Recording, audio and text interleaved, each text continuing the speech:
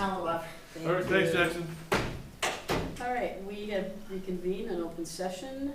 Next, item F, consideration of resolution 24-5-2709, approving a third amendment to the lease agreement with Madison Cellular Telephone Company put forth by the city administrator, and this is started for immediate approval. Neil, would you like to explain why that is started that way? Yep, the current lease, just as Attorney Cole had reported previously, the current lease just simply has a requirement that any amendments to the infrastructure on that require an amendment to the lease. So the company is updating some of their antennas on both of these pieces of equipment, and therefore brought forward a request to amend the lease. Is there a reason why it's started for immediate approval, though? I think it's just because we have had, this has been in negotiation for quite some time. So we're just trying, and again, since there is really no other financial impact, I'd like to just go ahead and get this approved and into their hands in the approved agreement. Is there a motion to take this out of order? Rick? Well, let's take the, well, Rick, Okay. is your I had a question, about but we, taking it out of order? no. Okay, then we'll wait till we get to the discussion. Is there a motion to take this out of order? I move to take this out of order. I'll second. All in favor, say aye. Aye. Is there a motion to approve? Motion to approve. Second. Rick, you have a question? Yeah. Does this require plan commission approval or anything like that normally? No. No? Okay. Thank you. Any other questions? There's no financial impact on No, this one, so I don't it's believe just so. a placeholder. All right, all in favor, say aye. Aye. Motion passes. Next, item G, consideration of resolution 24-5-2701, approving a transit service agreement between the city of Madison and the city of Monona, put forth by the city administrator. Are there any additional comments or questions about this? Teresa? I think it might be helpful just for those listening, just to make it clear that the reason we go into closed session is because we're required to do so whenever we're talking about contracts. I think sometimes closed session could give the appearance of something secretive happening, and that's not really what it's about. Neil? Yeah, I think just, to be clear on that, it's not necessarily a requirement. However, it is something that in terms of the city, anytime discussions could negatively impact the city's negotiating position. Exactly, there you go. That is why Thank you. we take these items into closed session. Yep. However, any item that goes into closed session almost always is taken action upon in open session. So the negotiating itself often occurs in closed, but the actual votes and approval of the actual documents, whatever language, whatever items that action will almost always occur in open Yep. session. Thank you. Anyone else? Is Nancy still at my show? Okay, well then I'm moving on to item H, consideration of ordinance 5-24-776, imposing a temporary moratorium on the receipt of applications or issuance of permits or approvals for electronic smoking retailers, also put forth by the city administrator. Also start for immediate approval. Neil, if you'd like to explain why it's started. Yep, thank you, Mayor. Obviously, staff has received multiple inquiries on these types of uses within the last really 30 to 60 days, to the point where it raised some concerns, certainly from not only from our planning director, but also from our police chief in terms of regulated substances, in terms of aged regulations. So staff would simply be requesting a moratorium on any approval of these temporary ones. I think we're looking at 180 days, I believe, is the number, just to allow staff a chance to review our current ordinances and decide if there's any changes that need to be made to increase the regulation on these. So the reason it is starred is because we are aware of several multiple applicants that may be coming forward in the not too distant future. So we would like to actually get this in place and allow staff to begin its research on the ordinance. So is there a motion to take this out of order? So moved. I'll move to take it out of order. Do you want a second? I'll second. Okay. All in favor, say aye. Aye. I vote no. Okay. Is there a motion to approve this? Motion to approve. Second. Second. Doug, were you going to address this? I'm certainly happy to answer any questions. Attorney Cole, possibly from a drafting perspective. I can answer any line questions or planning. Yeah, I think from my perspective, as Neil mentioned, The police chief has raised concerns about vape retailers, the impact on children, concerns about the proximity of these retailers to schools, that sort of thing. Currently, there is no restriction on their location, and we as staff thought it was appropriate to impose, at least for the council, to consider a moratorium that would simply freeze the status quo, to give us 180 days to look at the empirical data. You know, does it harm children? Is the proximity to schools, parks an issue? And if so, to bring forth proposed legislation to the council to address those issues. Doug Wood, Alderwood, and then Alder DePila. Yes. Alder DePila. I mean, sounds to me like it's appropriate. We regulate how many liquor licenses we have in the city, based upon, you know, our population. I mean, it sounds appropriate.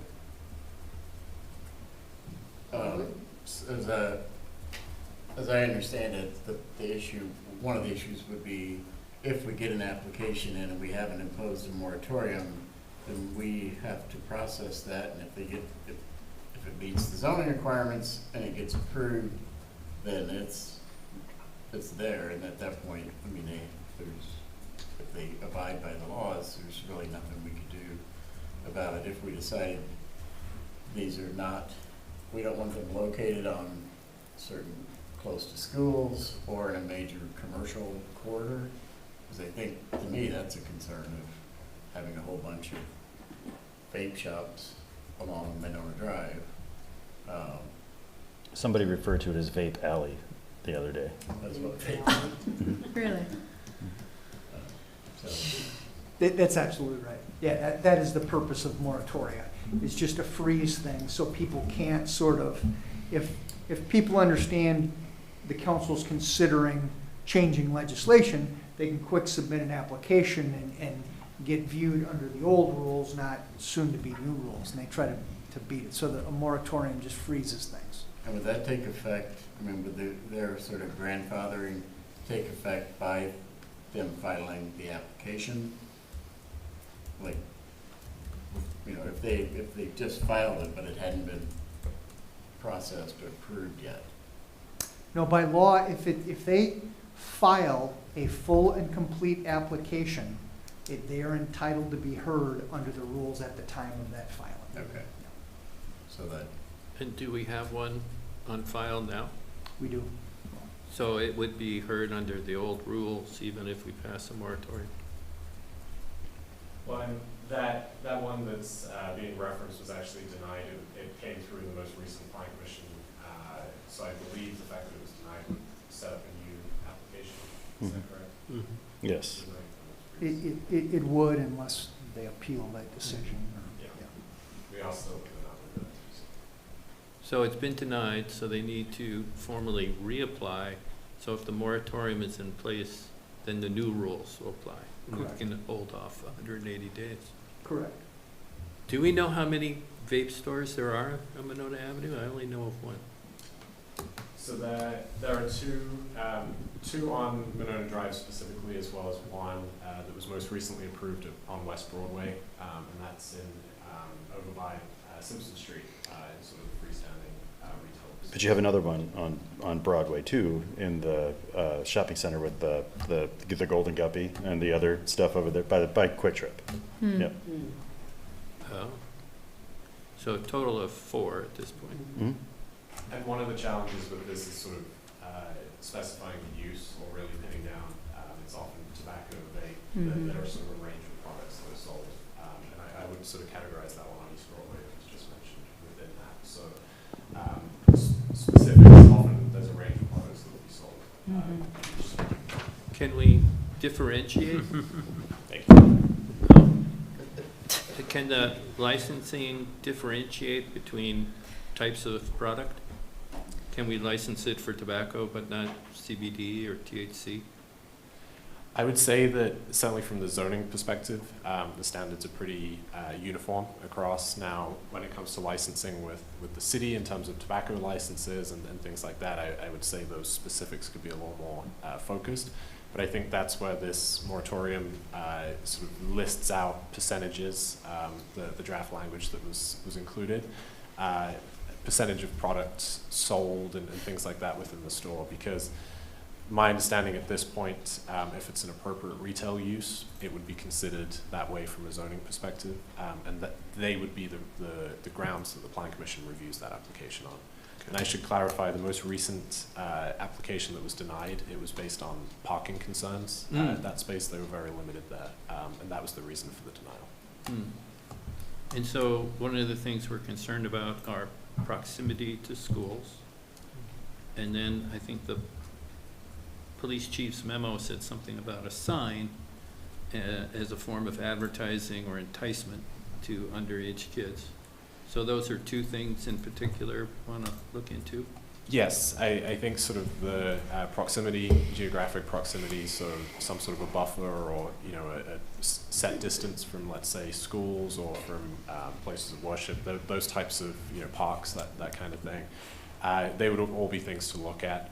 And of course, signage is a right that the business owners have as well. So that, it all kind of feeds together, I would say. And so you would be taking the lead on this? I believe so, yes. Congratulations. That would be a yes. Alder Morris had her hand up for a little bit.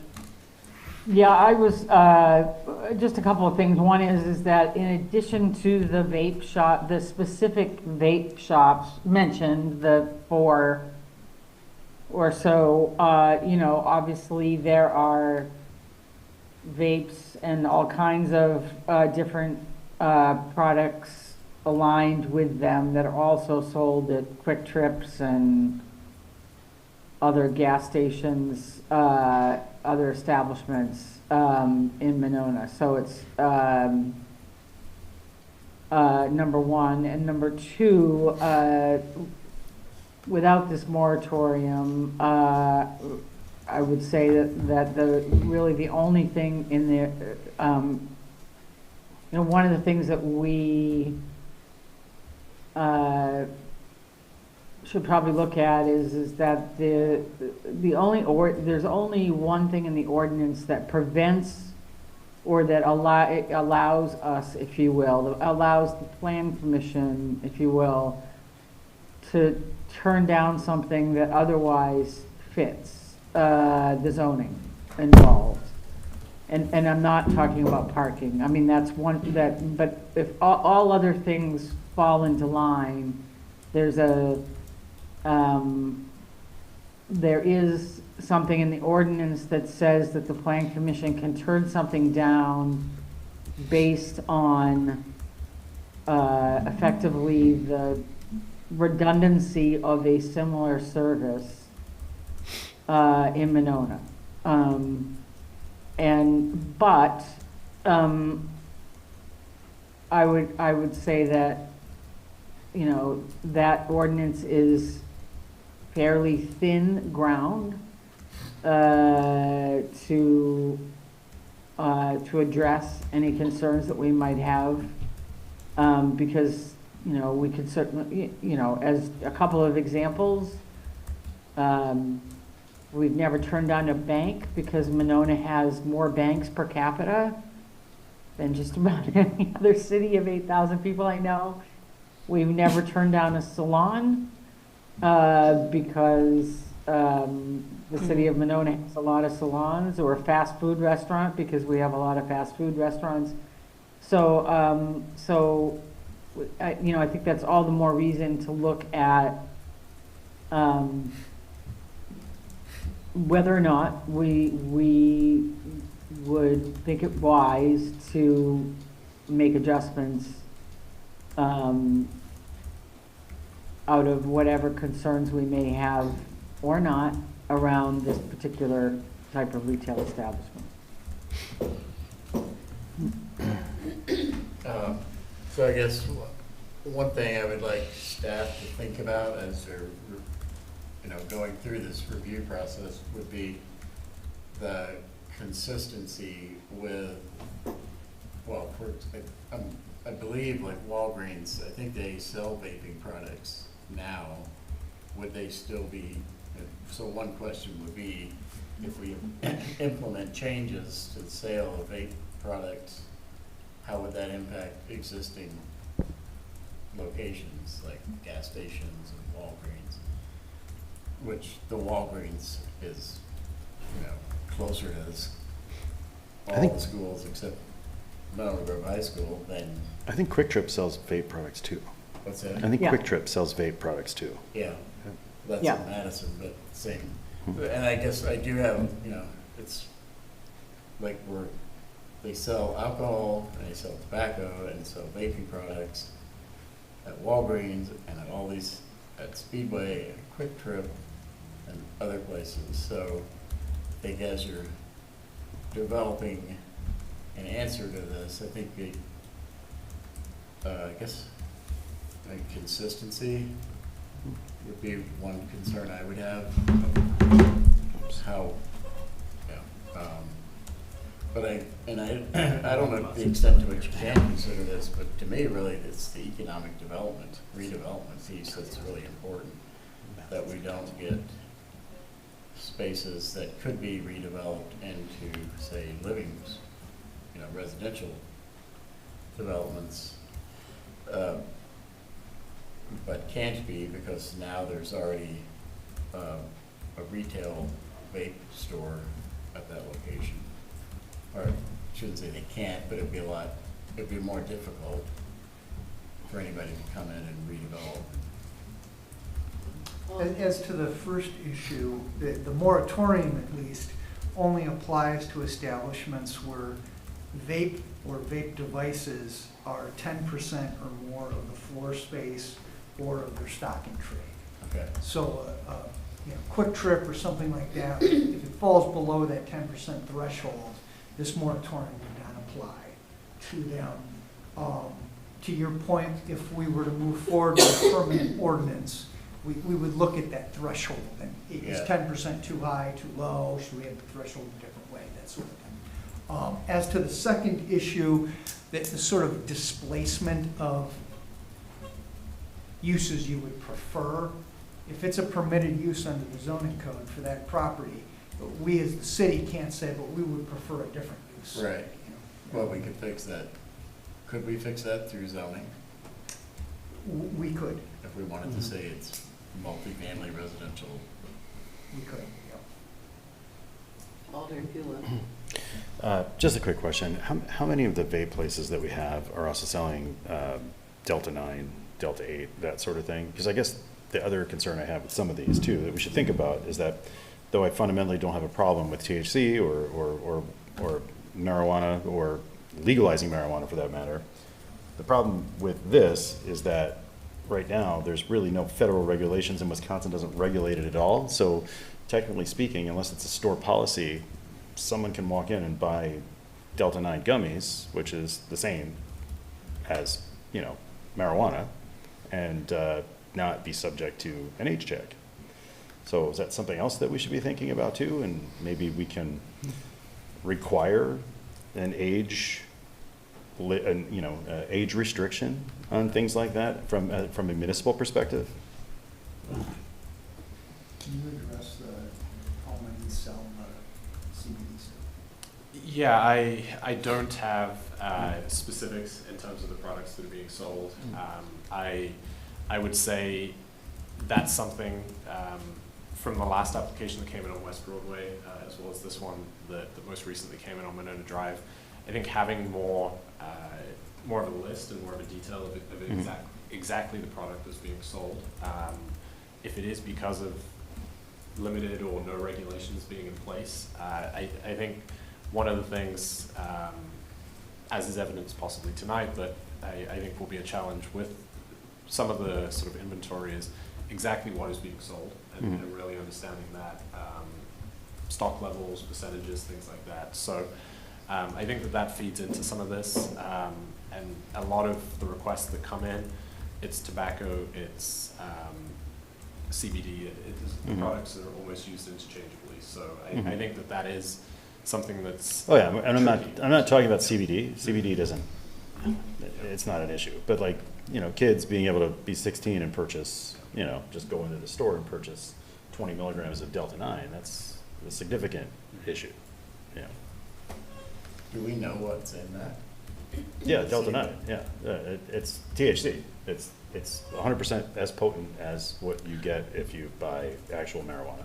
So it's just concentrated from the process. It comes from a hemp plant because it's illegal because of the ag bill, the federal ag bill, but it's not regulated by Wisconsin at all. So there's no age, and that's the only thing I'm concerned about. I'm not concerned about the legality of it because I think it should be legal personally, but should be age restricted. Yeah. Right. And you're saying the gummies are not age restricted now? There's no law in Wisconsin that says that it's up to the retailer to set their own policy, as far as I understand it. So most say 18, but I mean, there's no legal repercussions for selling it to someone who's under 18. I don't think. You know, Not 21? correct, not 21, No? like alcohol. Alderman I just had a question about something Alder DePula brought up very early on in this conversation was how, you know, we regulate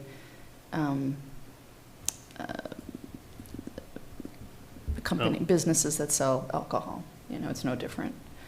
I guess I was just curious, like, how do we regulate that? Is it just a sheer number, like based No, on it's based on based on population? You're gonna have population. this many.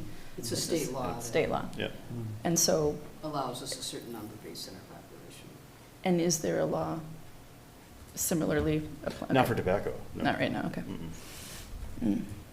Well, just to clarify that, the limit on how many licenses we can issue that quota only applies to Class B. True. That's you know, right. basically Yeah. bars. Yeah. There's no restriction on how many Class A takeout package Mhm. sales places you could have. Yeah. Right. Okay, I think we're getting a little off. Expanding this discussion a little more than what's the issue at hand, but any other comments or questions about this particular ordinance imposing the temporary moratorium? And I'm sure you can talk to Doug about what might be included if you have any concerns or anything, Absolutely. as time goes on. Okay, if there are none, then all in favor, say aye. Aye. Aye. Aye. Opposed? Motion passes. Thank you. Thank you. Thank you, Doug. It's going to be a fun project, Doug. We were worried Doug was getting bored, so. Yeah, it'll be a little diversion from what you do most of the time. Moving on to reports of committees, commissions, et cetera. Are there any updates or discussion on DEI efforts? I do have something, but I wanted to give Alder Moore a chance to speak to it. It would be the upcoming Harry Whitehorse International Wood Sculpting Festival, just to give that another plug. Sure. Just I would encourage everyone to jump on Facebook and like the festival or follow Friends of San Damiano. There's a lot of information coming out on the Harry Whitehorse International Wood Sculpting Festival that's to happen at San Damiano on June 14th through 22nd of June, and a lot of information coming out about the artists, about the other workshops and demonstrations that will be happening. The website is fantastic. That's www.harrywhitehorse.com/festival, /festival. And it's just going to be an amazing event celebrating an extraordinary life of Harry Whitehorse and those in Monona and well beyond will, if they stop by San Damiano, there's already one traditional longhouse that was built by Bill Quackenbush, who's the Tribal Historic Preservation Officer of the Ho-Chunk Nation, this last Friday, and it's 18 by 32, so it's good size, made out of oak. saplings, and it's called Chisetich. And it's when, so I encourage people to swing by, and another one's going to be going up shortly. It's just going to be a super exciting event, and I would encourage everybody in Monona and well beyond to come out and enjoy seeing these terrific artists who are coming from all over the world, literally. 12 artists to create work over a 9-day period with lots of other activities involved. There are also some volunteer opportunities. There as well. are, and those should be coming out within the week. Those should be, we're putting that sign-up genius together right now. Yeah. Anything else? Sorry, that Did you have something? I just, I don't know if either Alder Woodmayor or Alder DePula want to talk about the Madison Region Diversity Summit that we attended here this past week. Very interesting room, lots of good topics, some good presentations. I think the most interesting comment that was made, I believe at the summit, one of the sessions was, the Madison area itself loves its number ones. Best place to live, best place to retire, best place for seniors.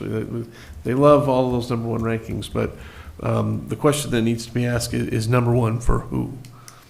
And in terms of that, several of the presentations had multiple sets of data in terms of demographics and things, illustrating that it is not number one for everybody. It was very, very apparent, certainly in terms of racial inequities, other sorts of very concerning, somewhat sobering data in a lot of cases. That was also reflected, I think, in the Dane County Housing Study. I know the mayor probably has some updates on that as well. So it's definitely just kind of really highlighted a lot of work still that needs to be done. So Some good speakers. Anyone have any updates or discussion on sustainability efforts? Yeah, just in general, I think I'm not the only one that probably received this invitation from the Dane County Office of Sustainability and Climate Change, or Energy and Climate Change, from Kathy Kuntz, that on Tuesday, May 14th, there's another webinar or meeting about the Inflation Reduction Act and how to work those refunds and rebates. So they're doing some wonderful education. And, Neil? I'd say just to note that obviously Kathy from Dane County is just an amazing resource. She is. Not only is she super knowledgeable, she's excited. I mean, Yep. she wants folks to bring her projects. Yeah, So we're hopefully going to be working on a couple here. it's We'd fantastic. like to get in front of her sooner rather than later, I hope. Yeah, she's a great resource we need to take advantage of, for sure. And it's for residents too, not just municipalities, yeah. Anything else on sustainability? Moving on to committee reports. Alder Bernstein? No report. What? Alder Rademacher? Oh my goodness, no report. Yeah, I've got a few. Landmarks is going to be meeting this Wednesday, and just a reminder to everyone, we're in the month of May, which means it is Historic Preservation Month. If you subscribe to the My Monona e-newsletter, you probably saw a little entry there about how Monona has 17 local landmarks and 6 nationally recognized landmarks, including Ho-Chunk burial mounds. It's pretty wonderful about our community. So yeah, National Preservation Month. You can find some information on the My Monona website if you're interested in learning a little bit more about our landmarks. We also have tourism is another one of my committees. We've been having a lot of action on the tourist committee, mostly because we've just been really digging in and scrutinizing a lot of applications and meeting multiple times and doing really good work. The next deadline for applications is July 1st. If you have an event that brings folks into the community and into hotels, please go to the My Monona website and look up that information. My next committee, community media is one that I'm saying goodbye to. I've loved that committee. But I'll say it for the last time, the deadline to get your stories in for the newsletter is this Friday. Don't forget it. It's a great newsletter. And I'm looking forward to joining the Transit Commission, which is meeting this Wednesday. I'll leave the big one to the end. The Sustainability Committee did not meet last month. We instead traded in that meeting time for a number of smaller work group meetings. Again, we're in the month of May, and I noticed that our Department of Public Works had their No Mow May signs out in front of City Hall, which is wonderful. The committee is really trying hard to sort of take this to the next step. And, No Mow May is a great place to start a conversation about how we can all use the little space of land that we have in beneficial ways that are beneficial to pollinators, for example. But it's not a magic bullet. It's a great place to start. But, it's just not a magic bullet that you can just do for 1 month. And I've been walking around town and enjoying all the little flowers I see in the grass, a lot of purple and white and a few remaining yellow colors out there. But, you don't have to take No Mow May literally. You can mow in the month of May. I just mowed last weekend because my lawn was getting long, So what do? You put your lawnmower on the very tallest setting possible, and you just roll right over all those little flowers, and they stay there in the grass. They stay there for the pollinators, and you just nip off that really tall turf grass. So you can still have a neat and tidy lawn. You don't have to trade that.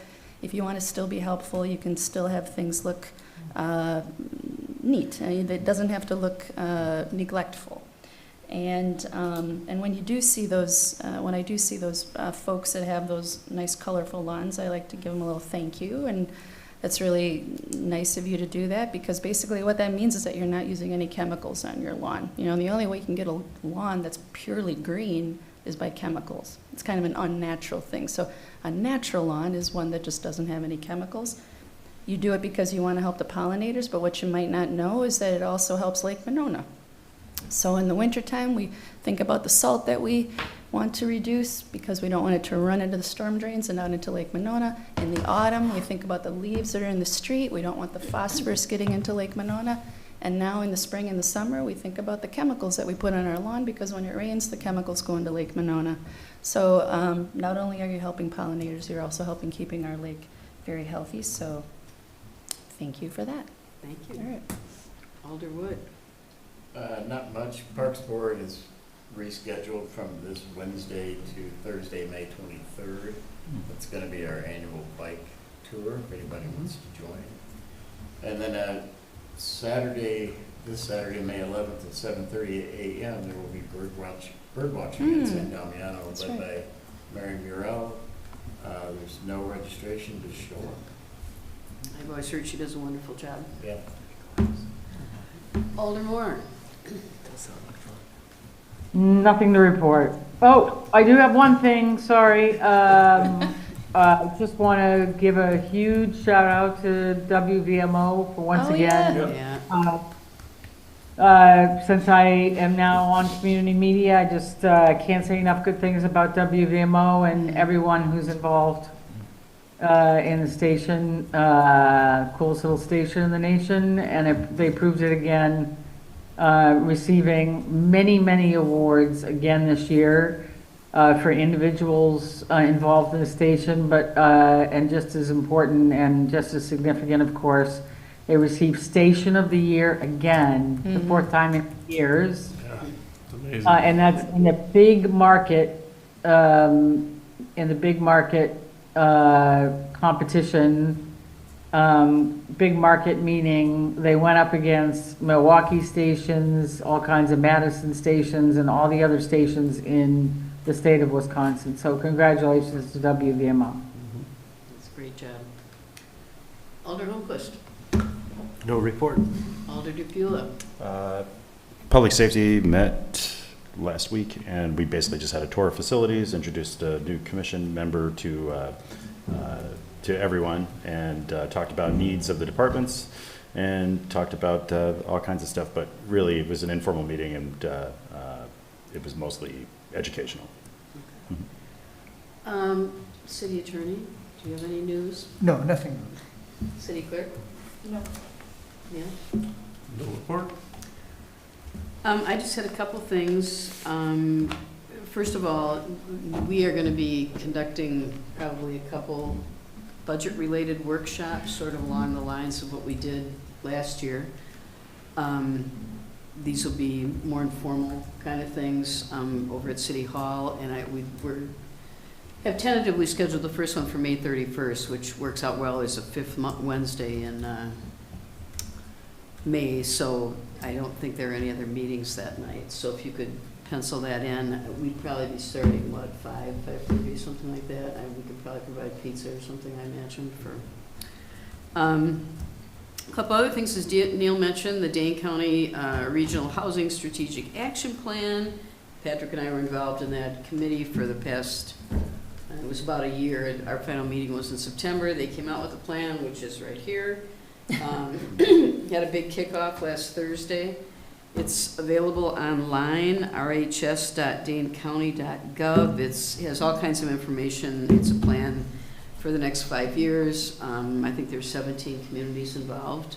It was a lot of information in here. And that night, they also pointed out that when we first started meeting, at that time, the thought was there'd be 200,000 more people moving here by 2050, and now that number is too low.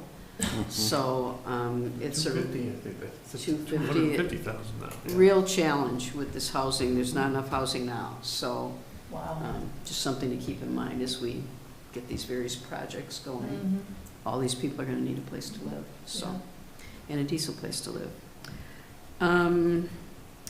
Just two other things I wanted to mention. We lost a couple of longtime Monona residents this past week, people who've been very active here.